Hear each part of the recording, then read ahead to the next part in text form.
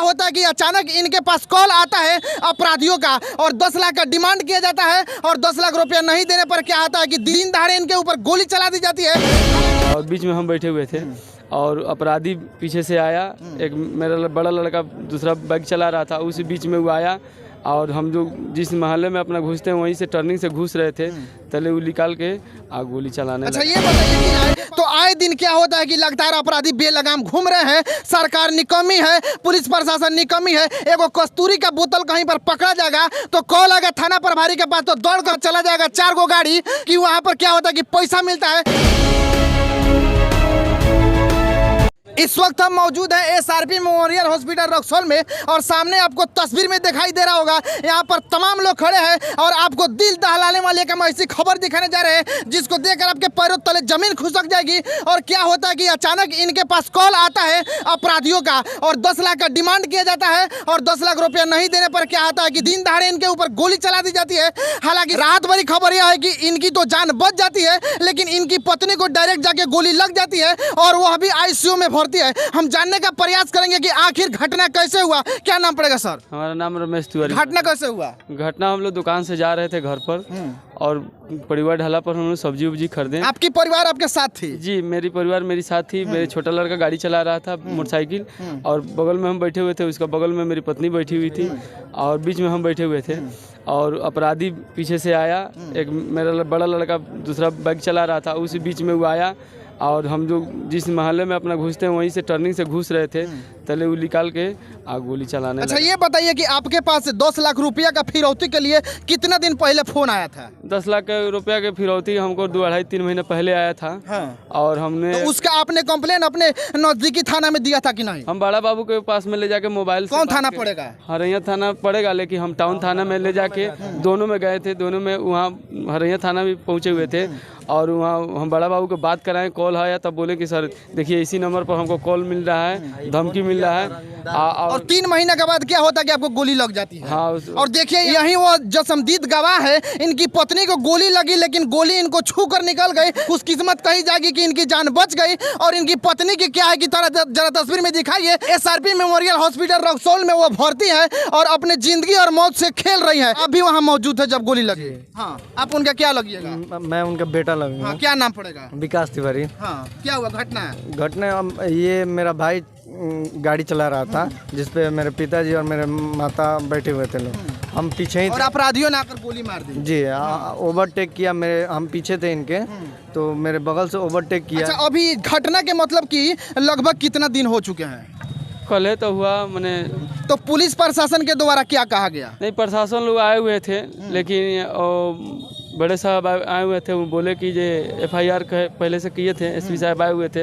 हम बोले कि हम FIR करे हुए हैं सर, लेकिन हमको कहीं से अच्छा क्या आप मतलब कि क्या चाहते हैं इस सरकार से और प्रशासन से, क्या मांग करना चाहते हैं? हम मांग करते हैं कि जो अपराधी है उसको ऊपर किया जाए, उसको अरेस्ट किया जाए। और देखिए कहीं ना कहीं देखी जाए तो जंगल राज बिहार में इसी तरह आपको हमेशा दिखाई देता होगा। नीतीश कुमार के राज में अक्सर क्या होता है कि दिन दहाड़े किसी भी व्यक्ति को गोली मार दी जाती है, किसी की हत्या कर दी जाती है और उसका जीता जागता सबूत आपके सामने दिखाई दे रहा है। चाचा को गोली छू कर निकल गई और इनकी पत्नी आज क्या है कि ICU में जिंदगी और मौत से खेल रही है। हालांकि उस घटना के जसमदीद गवाह है और इनके पुत्र भी हैं जो कि उस घटना के जसमदीद गवाह है। यहाँ पर एक समाज सेवी उपस्थित, हम उनसे भी बात करेंगे और जानने का प्रयास करेंगे कि आए दिन ऐसा घटना होता है, उनकी बयान इस पे क्या होगी। क्या नाम पड़ेगा सर? मेरा नाम रंजीत सिंह हुआ। हाँ इस घटना के बारे में कुछ बताइए।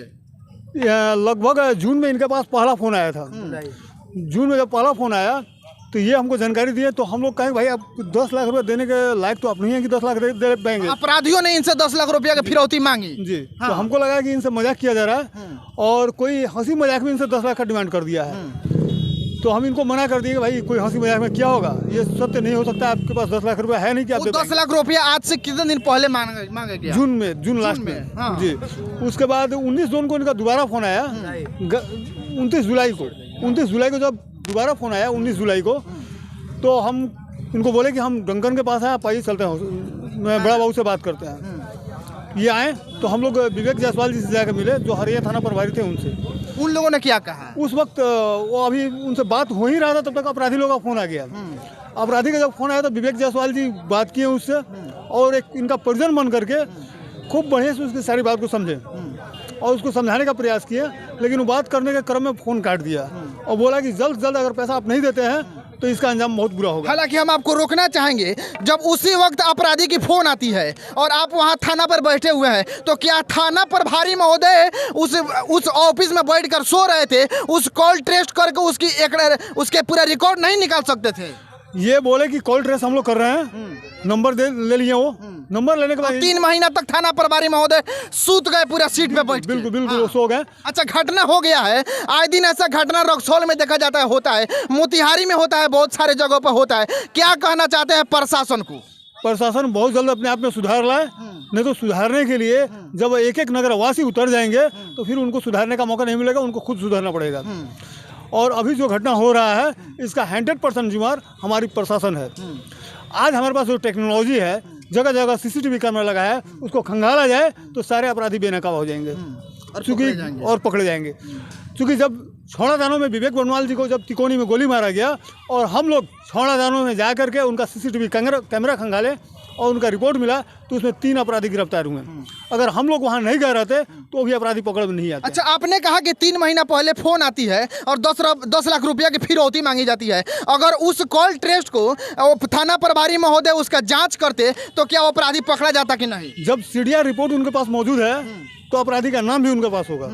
कहीं ना कहीं इसमें दाल में काला नजर आ रहा है, अपराधियों के साथ साठगांठ नजर आ रहा है, जिसके कारण अपराधी बाहर घूम रहा है और हमारे भाई आज हॉस्पिटल में है। बिहार सरकार से क्या कहना चाहते हैं? बिहार सरकार से कहना चाहेंगे कि गद्दी से उनको उतारा जाएगा अगर अपने आप में सुधार नहीं लाते हैं और अपराधियों पर नकल नहीं कसते हैं तो। DM महोदय से क्या कहेंगे? DM महोदय तो काम कर रहे हैं, बहुत बढ़िया काम कर रहे हैं, लेकिन हमारे शहर के लोग, हमारे जिले के लोग चैन से नहीं सो रहे हैं। ये उनके लिए गंभीर विषय की बात है और शर्मनाक है।